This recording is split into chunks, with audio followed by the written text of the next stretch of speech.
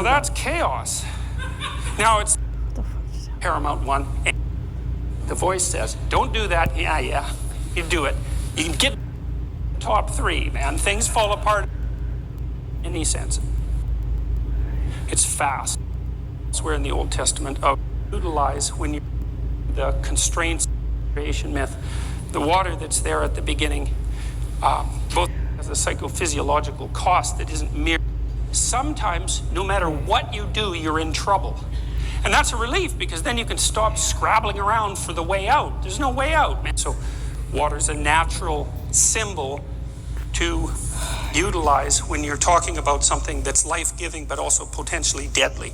Because a little bit of water, well, that's a drink, but a lot of water, that's a shipwreck, right? And so, and those are the extremes. Now, there are accounts that are sort of subtexts in Genesis and elsewhere in the Old Testament of God conquering a great monster, Leviathan, or Behemoth that has these sort of serpentine elements and making the world as a consequence of that conflict. So there's this idea that the world creating force, which we've talked about as the logos, is the thing that continually confronts chaos. And that one way of thinking about chaos is as a predatory reptilian monster, and often one that lives in the depths or perhaps underwater. And part of that, I think, is because we actually use our predator detection circuit to do this sort of precognitive processing. And so the notion fundamentally is anything that threatens you instantaneously is something that your predator detection circuit should be working with. It's fast. It's fast. It's low resolution. It doesn't have a lot of ideas, but it's really, really fast. And that also accounts for our capability and tendency to very rapidly treat people who upset our conceptual structures as enemies of the predatory variety. We can fall into that in no time flat because it's the archetype. If something comes along to knock you for a loop, it's a shark. It's something that lurks under the water. It's something that'll pull you down. It's an enemy. And you should get prepared. And that's a reasonable defensive strategy, even though it also has its dangers and can sometimes be wrong. So the landscape within which we have to erect our stories is fundamentally one of an overarching chaos, a chaos that exceeds our capacity to comprehend in any sense, individually, familial, socially, economically. We're always threatened by the collapse of the structures that we inhabit constantly. We have to work. Well, it's like you own a house, you know. How much time do you spend maintaining a house? Well, a lot. And why is that? Is because the house falls apart because you're stupid, and the house falls apart, well, because you do repairs wrong or you ignore things, right? And I'm saying this actually for technical reasons. The house falls apart because you're incompetent. But even if you're competent, the house falls apart, right? It's just entropy, and so things have a proclivity to fall apart on their own, so you just have to run like mad just to keep them doing what they're supposed to be doing. And then, of course, that is complicated by your own willful blindness and inadequacy as a repair person and refusal to attend and all those other things. And that's a very classic idea, which we'll return to. One of the ideas that Mircea Eliade, famous historian of religions, extracted from a very large corpus of flood myths was the idea that the earth is periodically flooded for two reasons. One is things fall apart. Just entropy. It's straight entropy. I don't remember which law of thermodynamics that is, but it's one of the big laws of thermodynamics. It's one of the top three, man. Things fall apart of their own accord. And that's one of the things that we have to contend with. And then the rate at which things fall apart is sped by the sins of men. That's the other idea. And you know that. Everyone knows that because you know, your car breaks down on the highway and you think, God, that's so inconvenient. And then you shake your fist at the sky, and then there's part of you in the back of your mind that goes, God, I knew that rattle that I wasn't paying attention to actually signified something, and I knew I should have paid attention to it, and I didn't, and now I'm in the situation that I'm in now. And I bet you this happens to people 2 or 3 times a week, is They do something stupid that they know they shouldn't have done, that they told themselves not to do mere seconds before. And they know, the voice says, don't do that. Yeah, you do it. You can get nailed for it exactly the way that you knew you would get nailed for it. And then you're hurt doubly because not only did it fall apart, but you're the idiot that made it fall apart, knowing full well that it was going to fall apart and ignoring it. And so that's the idea behind the notion that there are two reasons that things fall apart: thermodynamic entropy and the proclivity of people not to attend to things they know they should attend to. And partly we do that because if a problem emerges, it always announces itself, unless it's a really, really tiny problem and you're approaching it voluntarily, it always announces itself with negative emotion. And that's part of the predator detection circuit.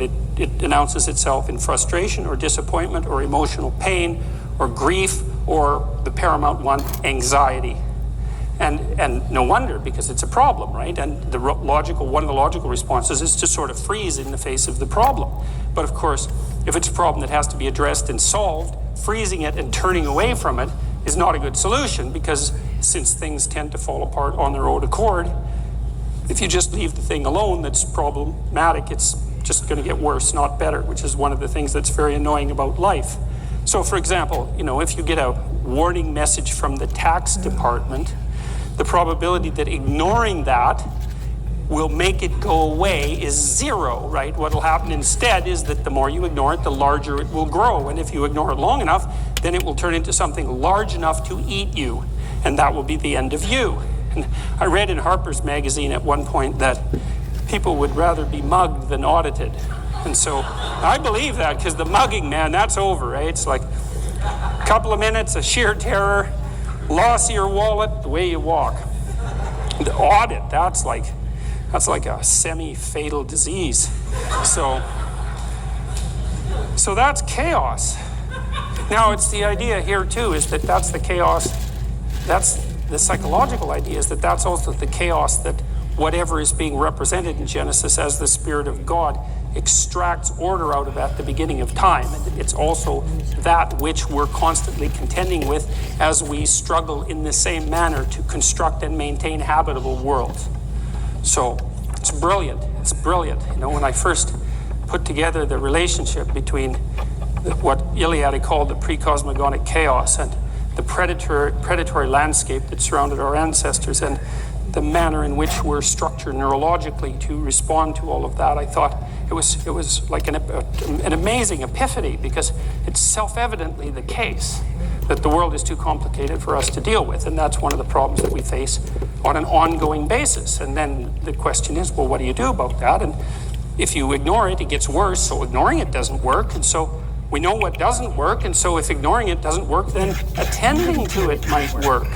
And then I found out with the Egyptians, for example, that Horus was the god of attention, and the same thing happened among the Mesopotamians with Marduk and his ring of eyes. It's like, what's the way to forestall the catastrophe of things falling apart? And the answer to that is by attending to them, voluntarily attending to them. And that slots very nicely into the hero mythology that promotes the idea that if there's a dragon in the whereabouts, in the neighborhood, let's say, that hiding in the basement just makes it grow larger. It's time to go out and confront the damn thing. And the general stories well, you might get killed because it's a dragon, but it's only might, as opposed to definitely will get killed if it happens to attack you at 3 a.m.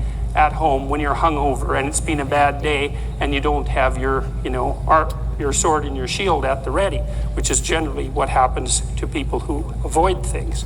So it's not something that should be recommended. You're screwed both ways. That's one of the things that's so nice about being deeply pessimistic. It's so freeing, because one of the things, well, it's very frequent. It's such a relief.